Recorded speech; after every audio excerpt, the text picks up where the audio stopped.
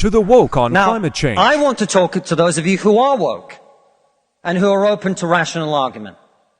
A small minority, I accept.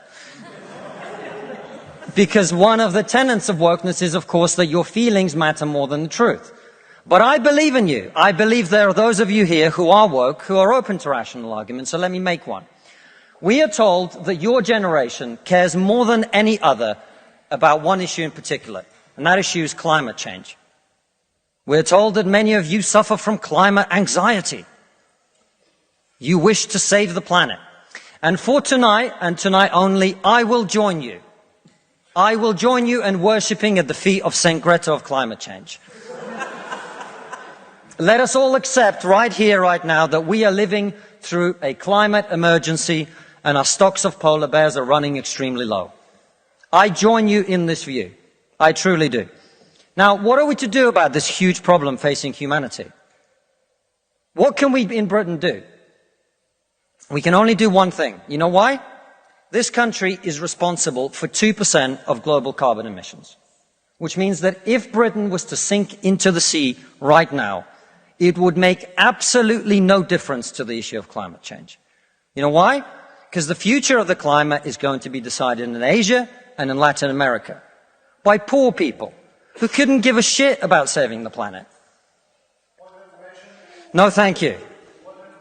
No, thank you. It's going to be decided by poor people in Asia and Latin America who don't care about saving the planet. You know why? Because they're poor. Because they're poor. I come from Russia, which is not a poor country, it's a middle-income country. 20% of households in Russia do not have an indoor toilet. What they have is an outdoor toilet. And I don't mean one of those nice portaloos that we get here. I don't even mean a Glastonbury portaloo. I mean a wooden shack with a hole in the ground that holds a collected fermented memory of the last 10,000 visits. How many of you are going to go home tonight and say, let's rip out our bathroom and erect a Siberian shithouse in the back garden? And if you're not, why should they? 120 million people in China do not have enough food.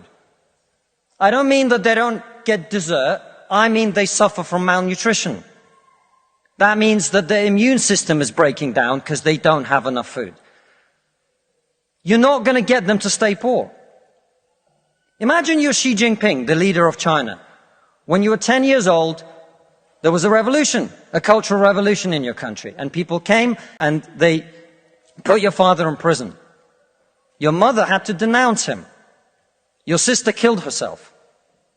And you, no longer enjoying the protection of your formerly powerful father, were sent to a village where you lived in a cave house. And here you are, decades later. You have clawed your way up the bloody and greasy pole of Chinese politics to be the undisputed supreme leader of the very Communist Party that destroyed your family. And you know that the main thing you have to do to survive and to stay in power is to deliver the one thing that the people of China want: prosperity, economic growth. Where do you think climate change ranks on Xi Jinping's list of priorities? A third of all children who live in extreme poverty in the world live in India. That means they are starving and dying of preventable disease. Now, about 15 months ago, my wife got pregnant. Not me, because we're old school.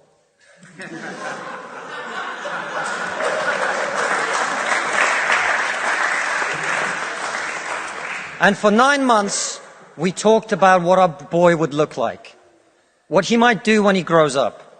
We looked at baby scans and videos on YouTube about what the fetus looks like at 9 months and 12 months and 20 months. And eventually he was born. And he is this cute little bundle of joy. He's cuter than about 80% of puppies. Right? Now, if you said to me that I had a choice, either my son had a serious risk of starving or dying from a preventable disease in the next year, or I could press a button and he would live. He would go to school. He would bring his first girlfriend home. He'd go to university and graduate and become a woke idiot.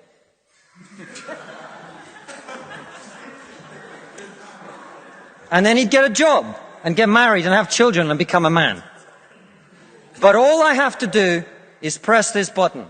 And for every day of my son's life, a giant plume of CO2 is going to get released into the atmosphere. Now, you're all very young, and most of you are not parents. Let me tell you something. There is not a parent in the world who would not smash that button so hard their hand bled.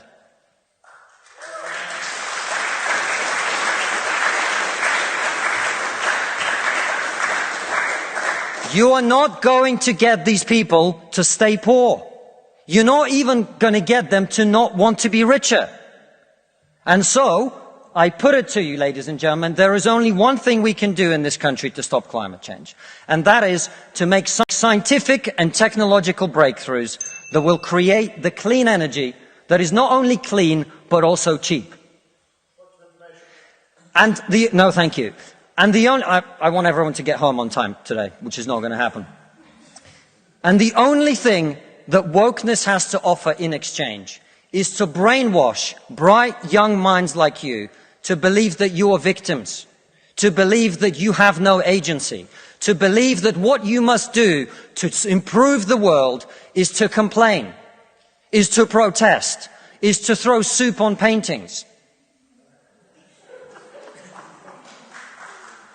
And we on this side of the House are not on this side of the House because we do not wish to improve the world. We sit on this side of the House because we know that the way to improve the world is to work, is to create, it is to build. And the problem with woke culture is that it's trained too many young minds like yours to forget about that. Thank you very much.